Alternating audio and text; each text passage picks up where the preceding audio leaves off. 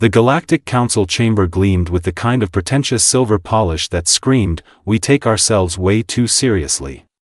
Holographic displays flickered across crystalline walls, showing star maps of 1,000 conquered worlds. And there, in the center of it all, sat Admiral Zrixthal of the Korthan Empire, his 4 eyes gleaming with the confidence of someone who had never been properly humbled by the universe. "Esteemed colleagues," he announced, his mandibles clicking with satisfaction, "I present to you our next glorious conquest. A primitive backwater planet in the outer spiral arm. Designation, Earth." Commander Vila, his second-in-command, activated the holographic display with a dismissive wave of her tentacle. A blue-green marble rotated slowly in the air, looking absolutely defenseless. Which, spoiler alert, it definitely was not. "Our intelligence division has conducted an exhaustive 2-week survey," Vila reported with the kind of certainty that makes you want to check if her resume was fabricated. "The dominant species calls themselves humans. They possess rudimentary chemical propulsion, fragmented political structures, and laughably primitive projectile weapons. Some of them still use combustion engines." Combustion. Can you imagine? The council members chittered and buzzed with amusement. "Oh, how absolutely hilarious these hairless apes must be!" Zrixthal's chest swelled with pride, which was particularly impressive given that he had 3 of them. "Our projections indicate total planetary subjugation within 3 solar rotations. Maximum. The humans have no unified military command, no energy shields, and their largest weapons still rely on explosive chemical reactions. This will be the easiest campaign in Korthan history. If only someone had bothered to ask why a species that primitive had survived this long. But hey, who needs thorough research when you have unearned confidence?" The intelligence briefing that followed was a masterclass in confirmation bias and spectacular oversight. Chief Analyst Gorthmak, who had apparently earned his position through nepotism rather than competence, pulled up slide after slide of evidence supporting their brilliantly flawed conclusions. "Observe their military hardware," he said, displaying images of tanks and fighter jets. "Metal boxes on treads. Atmospheric craft that cannot even breach their own planetary orbit without multi-stage propulsion. Their naval vessels still float on water like primitive sea creatures. Pathetic." Commander Vila nodded sagely, completely ignoring the fact that those primitive jets were breaking the sound barrier and those tanks could flatten a building. Minor details, really. "But here is the most damning evidence of their weakness," Gorthmak continued, pulling up what he believed to be crucial intelligence footage. What followed was a compilation of human movies, television shows, and viral videos that the aliens had intercepted from Earth's broadcasts. "Notice how they voluntarily share dwellings with small domesticated creatures they call pets," he pointed to a video of a man cuddling a golden retriever. "They derive emotional comfort from inferior species. Clear signs of psychological fragility. And observe this," another analyst chimed in, showing a clip from a romantic drama. "They leak ocular fluids during recreational storytelling. They cry at fictional narratives. What warrior species does this?" The council murmured in agreement, completely missing the irony that emotional depth might indicate complexity rather than weakness. They had somehow watched John Wick and assumed it was a documentary about a man's unhealthy attachment to a puppy, not a warning about what happens when you mess with a human's dog. Most impressively, their exhaustive research had somehow skipped over the entire section of human history dedicated to warfare. You know, the part where humans spent thousands of years perfecting the art of killing each other with increasingly creative methods. The 100 Years' War, the World Wars, the Cold War, the countless conflicts that proved humans treated war like a competitive sport. Nope. Completely missed it. All of it. Their planet shows no unified defense grid, Zrixthal concluded triumphantly. They are divided into nearly 200 separate political entities, constantly bickering among themselves. They will crumble before our might. Sure they will, Admiral. Sure they will. The Korthan invasion fleet dropped out of hyperspace above Earth with all the dramatic flair of a species that had watched too many of their own propaganda films. 300 warships arranged themselves in an intimidating formation that had made 17 other species immediately surrender. Surely these primitive humans would wet themselves in terror. Admiral Zrixthal personally recorded the surrender demand, his voice dripping with theatrical menace. Humans of Earth. We are the Korthan Empire.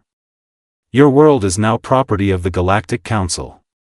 You have 12 of your planetary rotations to submit unconditionally or face total annihilation. Resistance is futile. Compliance is mandatory. Prepare for subjugation. He sat back, mandibles clicking with satisfaction.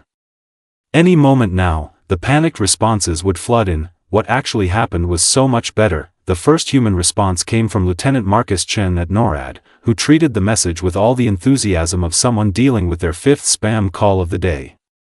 Yeah, hi, this is Earth. Listen, we're going to need you to fill out a formal diplomatic contact form. You can find it on the UN website. Also, do you have a warrant for that orbital position? You're technically in violation of international space law. Well, our space law.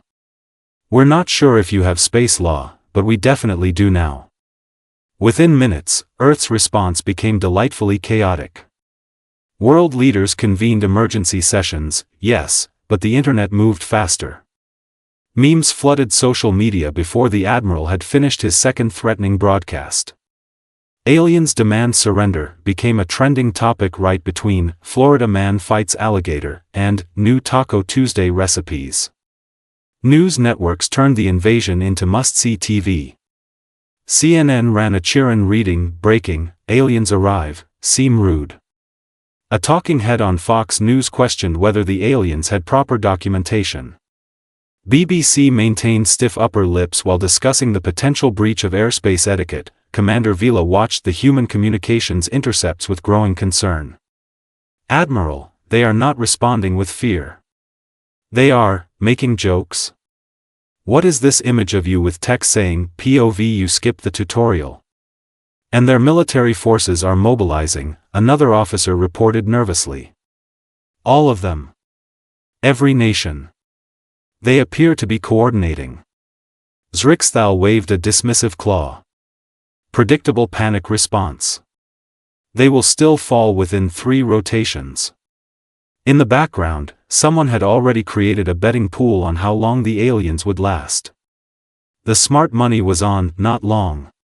Humanity had united all right, united in the universal response of, oh, so you want to throw hands? Let's throw hands. The aliens were beginning to suspect they might have made a tiny miscalculation. Just a tiny one. The first Korthan landing party descended upon rural Texas, because of course they did. If there was a worst possible place in the entire planet to test humanity's martial spirit, they had found it with the accuracy of a heat-seeking missile locked onto poor life choices. The drop ship settled into a field outside the small town of Redemption, population 3,847, gun ownership approximately 27,000. The aliens had chosen this location because their sensors detected minimal military presence. What their sensors had failed to detect was that in Texas, the distinction between civilian and military was more of a philosophical suggestion than an actual category. Shock Trooper Klarn was the first to exit the landing craft, his plasma rifle charged and ready. He had done this 47 times on 47 worlds.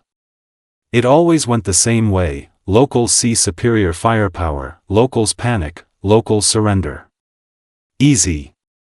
What he saw instead was approximately 200 humans gathered in the field, most of them holding beverages, several setting up folding chairs, and one elderly woman with a lawn chair and what appeared to be a cooler full of beer.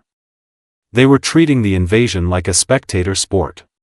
Surrender your weapons and prepare for processing, Klarn announced through his translator, which rendered his threatening growl into a voice that sounded unfortunately like a malfunctioning GPS. A man in a cowboy hat took a long sip of his beer. That's cute. Hey Martha, the alien said, surrender. You gonna surrender? Martha, the elderly woman with the cooler, laughed so hard she nearly spilled her Coors Light.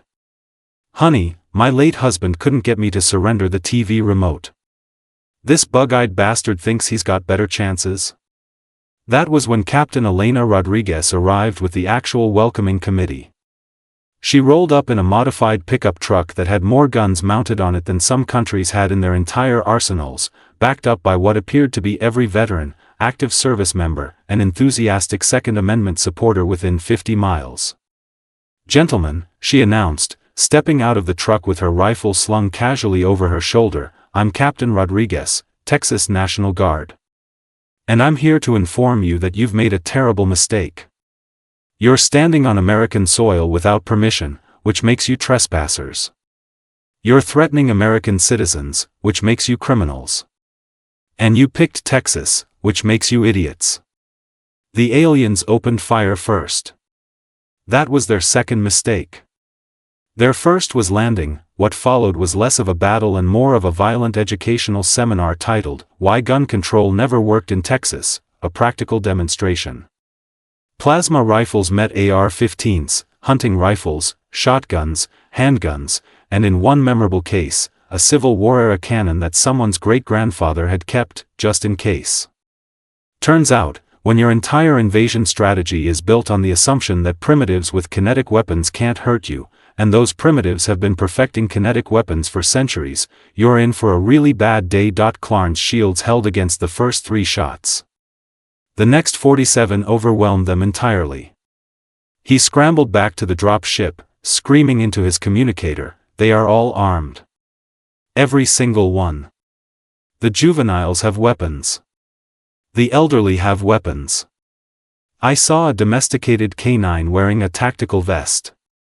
The retreat was chaotic, panicked, and thoroughly documented on approximately 600 smartphone cameras. By the time the drop ships limped back to orbit, the footage was already viral. Commander Vila stared at the casualty reports with her facial tendrils twitching nervously. "Admiral, perhaps we should reconsider our approach. The humans are more armed than anticipated." Zrixthal's mandibles clicked in what was definitely not nervous denial. "A minor setback. One small province does not represent the entire species. We simply encountered a statistical anomaly of weapons ownership." "Oh, Admiral. Sweet, delusional Admiral. Texas wasn't the anomaly. Texas was the warning label that the rest of Earth came with. And nobody had bothered to read it." The Korthan Empire's problems multiplied faster than their casualty reports, which was really saying something. In the American Midwest, farmers had discovered that combine harvesters made excellent weapons platforms when you welded steel plates to them and mounted machine guns on top. A 73-year-old corn farmer named Dale Patterson had personally disabled 2 alien patrol vehicles using a modified John Deere and what he called good old-fashioned spite. The alien sophisticated targeting systems had not been programmed to identify threats that looked like agricultural equipment, probably because no sane military doctrine accounts for weaponized tractors. In South Korea, a 16-year-old hacker known only as Pixel Demon had cracked the Korthan communication encryption in approximately 4 hours, which was 3 hours and 55 minutes faster than their own cybersecurity experts said was possible.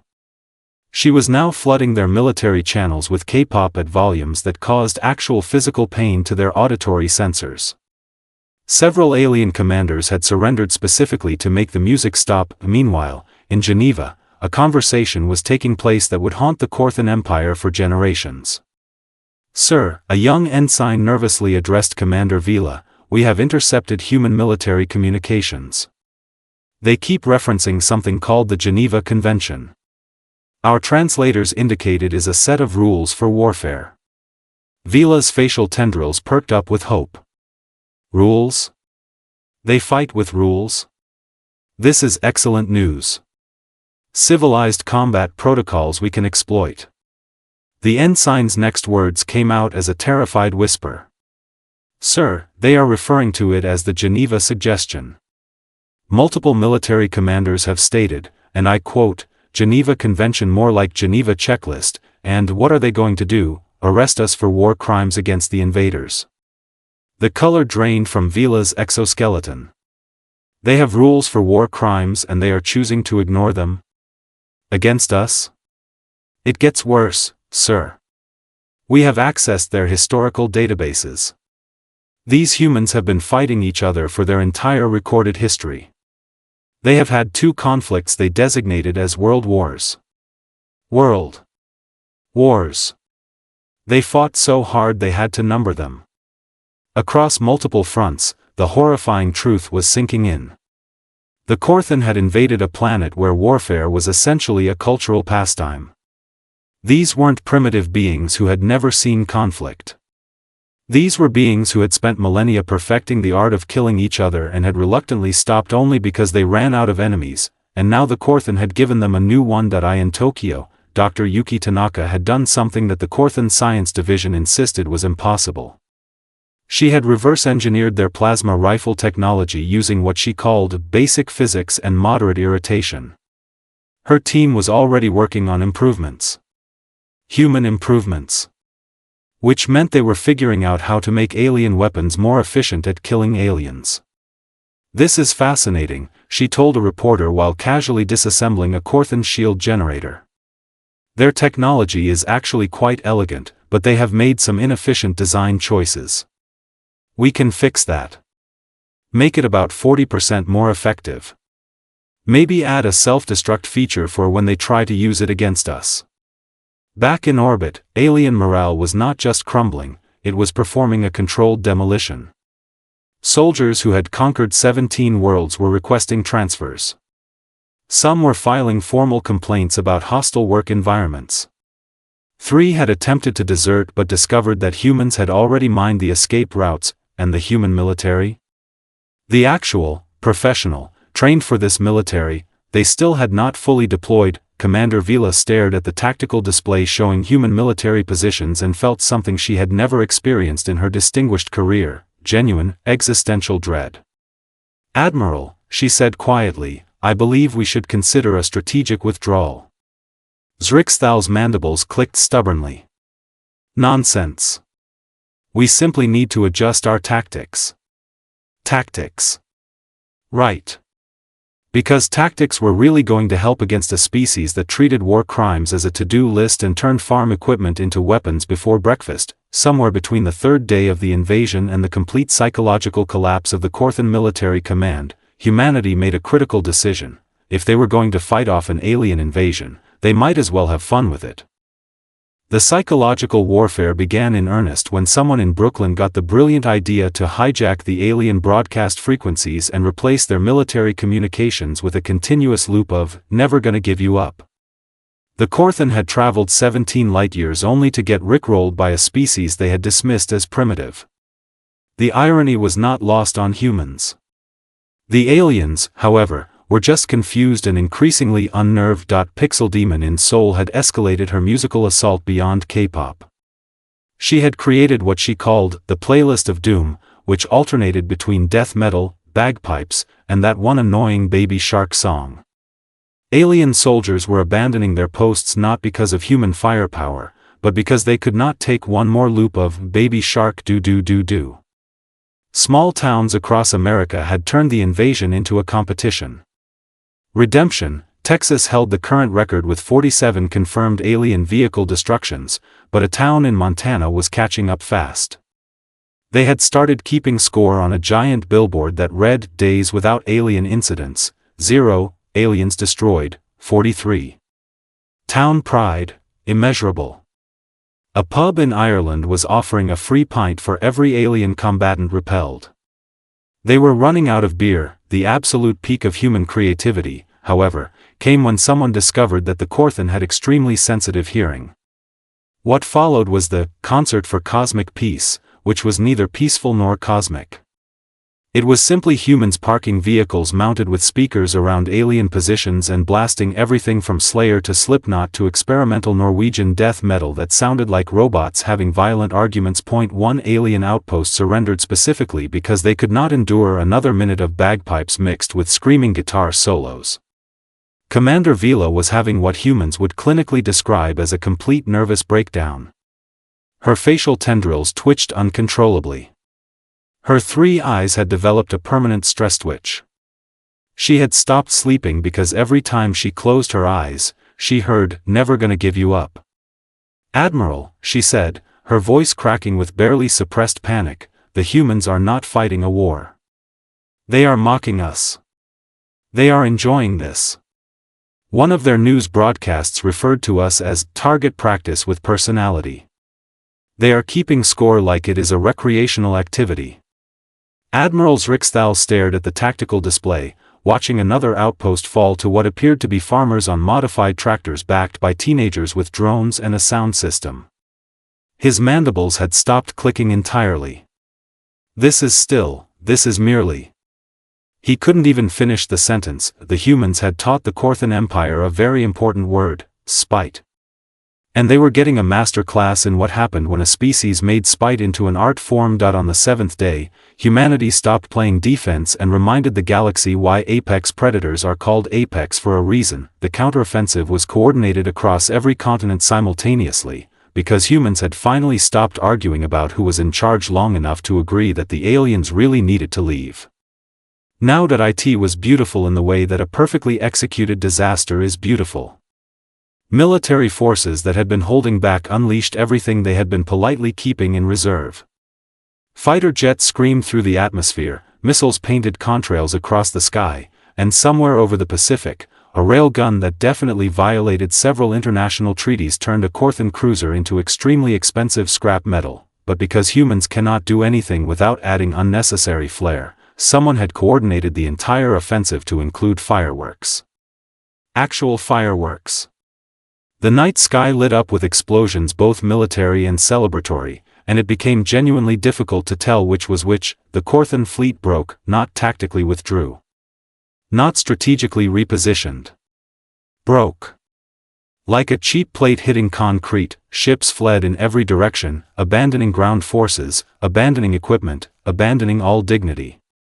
Admiral Zriksthal's flagship was one of the first to run, its engine screaming as it clawed for hyperspace distance. 3 rotations, Commander Vila said numbly as alarms blared around them. You said 3 rotations maximum. Zriksthal did not respond. He was too busy running. The mighty Korthan Empire, conquerors of 17 worlds, had lasted exactly 1 week against a species that still used gasoline and argued about pizza toppings.